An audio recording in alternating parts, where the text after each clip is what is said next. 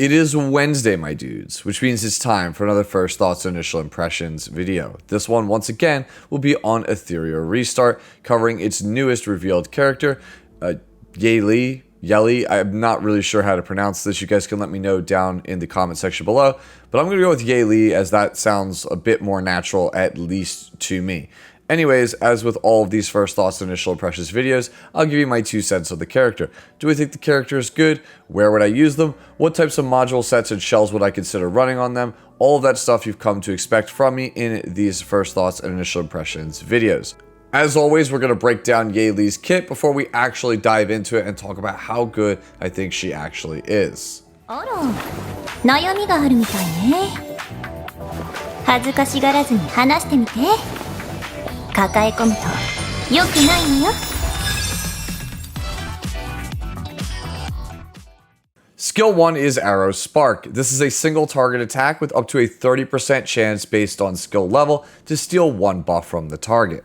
Skill 2 is a passive called Fluttering Flora. When landing a critical hit, there is up to a 100% chance based on skill level for Yeli to follow up with her Arrow Spark. After each Arrow Spark, the chance of triggering it again is reduced by up to 60% of the current chance. And finally, Yeli's ultimate attack, Nightfire, cleanses all debuffs from the user and gains a 30% critical hit chance buff before dealing 3 hits to all enemies, each with up to a 35% chance based on skill level to inflict a 2-turn defense break.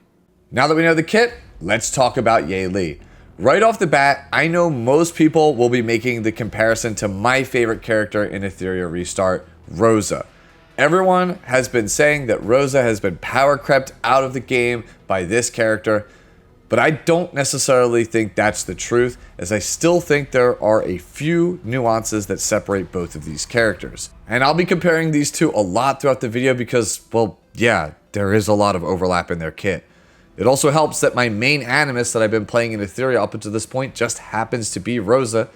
She's basically the lens through which I view most of the game, since I don't have a ton of modules, lattices, or shells yet in order to kind of fully explore the other characters that are in my roster. Anyways, let's start by talking about Yeli's passive, as I feel this is where most people will point out the similarities between her and Rosa. Fluttering Flora states that when Yeli lands a critical strike, she will follow up with her basic attack skill. So that means you get 2 uses of her skill 1 back to back, assuming the first actually crits, and you have invested the necessary lattices into the skill. Rosa's passive, the Stalker, states that whenever she lands a critical hit, she inflicts Bladeheart Bloom on the target. Bladeheart Bloom is a debuff that says that when anyone on your team lands a critical hit, Rosa will use a follow-up attack. Yeli is the only one that can trigger her additional attacks, while anyone on Rosa's team can trigger hers. This is a really important distinction. Rosa's is also tied to a debuff, meaning she has counterplay in the form of debuff immunity as well as debuff cleansing. Rosa's passive has the higher ceiling of the two, but is less consistent due to this counterplay. You will get more consistent performance out of Yeli as long as you simply land a critical hit. The move that you'll be following up with on Yeli is Arrow Spark, which is also fundamentally different than Rosa's basic attack skill, which is Insane Crash. Arrow Spark is a single hit, single target attack with up to a 30% chance to steal buffs. This makes this a generically good basic attack skill, as many enemies in this game have lots of buffs in their kit in both PvE and PvP. For example, Sharon constantly has the speed buff in many PvE fights, so stealing that away from her will alleviate a lot of issues for many players. Many teams in PvP are playing things like attack and speed buff, so stealing those is also going to be awesome. Compare this to Insane Crash, which is a 3-hit single target attack that has up to a 50% chance to push back the target's turn meter. And remember, anyone can proc Bladeheart Bloom to trigger Insane Crash and get that turn meter pushback effect. This right here is the major distinction between both characters. Yeli is a generically good value character designed to hamper opponents' setup. Rosa is an Animus who is designed to control enemy compositions by not allowing them to take that many turns. Insane Crash's multi-hit nature also makes it slightly better with shells like Revelation, something you can certainly try on Yeli, but it won't necessarily be as good as it is with Rosa all the time. The ultimate though, That thing kind of blows Rosa's ultimate out of the water. Both Nightfire and Grand Hunt are 3-hit AoE attacks that boost their user's critical hit chance by 30%. Both will get you a follow-up attack through their passive. But Yeli also has a built-in cleanse, which is super useful compared to someone like Rosa. Rosa's base attack isn't the best, and I can't tell you how many times a simple attack down hampers her overall burst combo when she goes for her ultimate. Yeli does not have this issue. You're going to be getting consistent performance from her every single time you use that ultimate. Rosa's ultimate also has a built-in slow debuff, which synergizes with her controlling nature of building a team that doesn't want to let your opponent take a turn. Nightfire, on the other hand, falls in line with what I've been saying thus far. It's an AoE defense break, which is just something that is generically good in most scenarios. Defense break just translates to more damage to your entire team, and it will never really be useless on your team. While I do think that Yeli will be the stronger of the two between her and Rosa, I do still think it's important to point out their various different distinctions. Yeli slots cleanly into most compositions and scenarios, and you will almost always get solid performance out of her. Rosa feels more like a specialist for those of you who want to play very aggressively or enjoy playing more control-based compositions.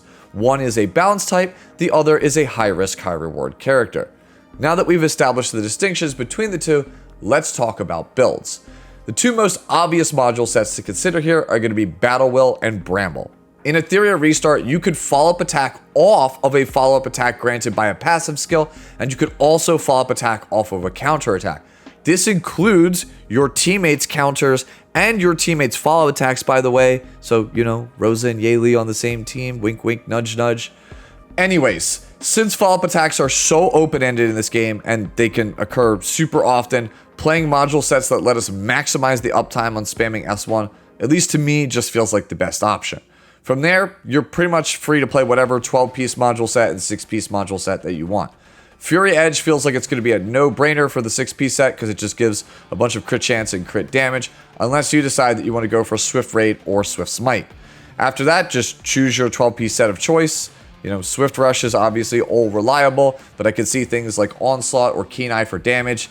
Hell, even Fury seems fine despite being an 8-piece set if you kind of want to have like a couple of broken pieces here or there. Time Weave, by the way, for the effect accuracy to land our defense break and lower cooldowns, that could be something to try as well. As for shells, despite the fact that, you know, it's not going to be as good on Yeli as it is for Rosa, I still think Revelation is one of the top choices because the S3 is multi-hit and AoE. It's going to put out a lot of damage. If that's the case and you decide to go for Revelation, you're going to want to focus on crit chance and attack bonus right side modules.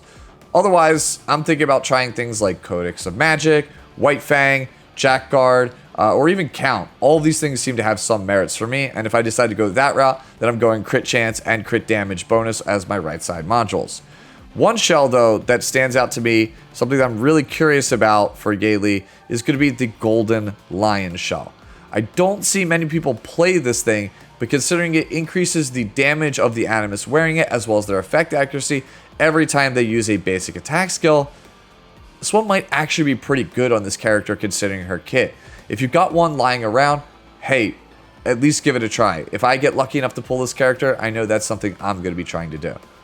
Overall, I think Yeli is going to be a fantastic character who doesn't necessarily replace Rosa, but complements her nicely in a lot of scenarios, whether that's putting them together on a follow-up attack-based team, or just being someone who is a contrast to Rosa's more aggressive controlling style in PvP. As a Rosa main, you already know I'm going to be pulling for the character, because why the hell would I not want a second version of my favorite character to play so far?